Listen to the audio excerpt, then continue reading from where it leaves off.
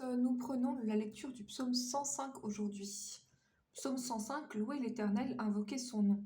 Faites connaître parmi les peuples ses hauts faits, chantez, chantez en son honneur, parlez de toutes ses merveilles, glorifiez-vous de son saint nom. Que le cœur de ceux qui cherchent l'Éternel se réjouisse, ayez recours à l'Éternel et à son appui, cherchez continuellement sa face. Souvenez-vous des prodiges qu'il a faits, de ses miracles et des jugements de sa bouche. Postérité d'Abraham, son serviteur, enfant de Jacob, ses élus. L'Éternel est notre Dieu, ses jugements s'exercent sur toute la terre, il se rappelle à toujours son alliance, ses promesses pour 1000 générations.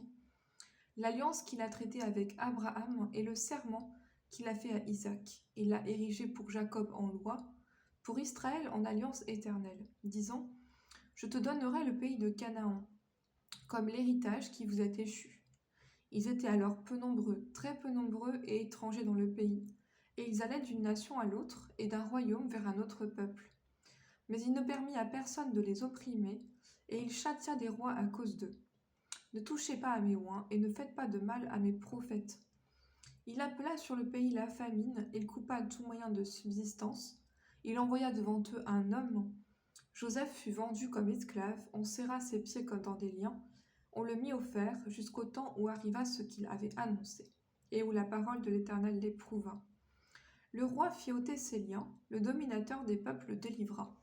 Il l'établit seigneur sur sa maison, et gouverneur de tous ses biens, afin qu'il pût à son gré enchaîner ses princes et qu'il enseigna la sagesse à ses anciens. Alors Israël vint en Égypte, et Jacob séjourna dans le pays de Cham. Il rendit son peuple très fécond, et plus puissant que ses adversaires. Il changea leur cœur au point qu'ils haïrent son peuple et qu'ils traitèrent ses serviteurs avec perfidie. Il envoya Moïse son serviteur et Aaron qu'il avait choisi.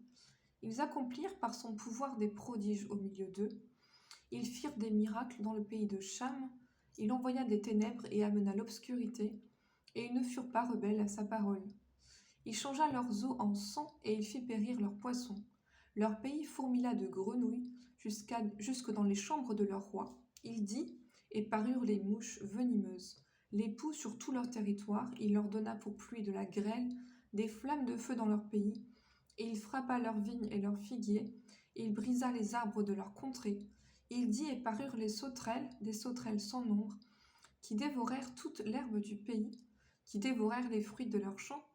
Il frappa tous les premiers-nés dans leur pays, toutes les prémices de leur force. Il fit sortir son peuple avec de l'argent et de l'or, et nul ne chancela parmi ses tribus. Les Égyptiens se réjouirent de leur départ, car la terreur qu'ils avaient d'eux les saisissait. Il étendit la nuée pour les couvrir, et le feu pour éclairer la nuit. À leur demande, il fit venir des cailles, et il les rassasia du pain du ciel. Il ouvrit le rocher, et des eaux coulèrent, et elles se répandirent comme un fleuve dans les lieux arides. Car il se souvint de sa parole sainte et d'Abraham son serviteur. Il fit sortir son peuple dans l'allégresse, ses élus au milieu des cris de joie.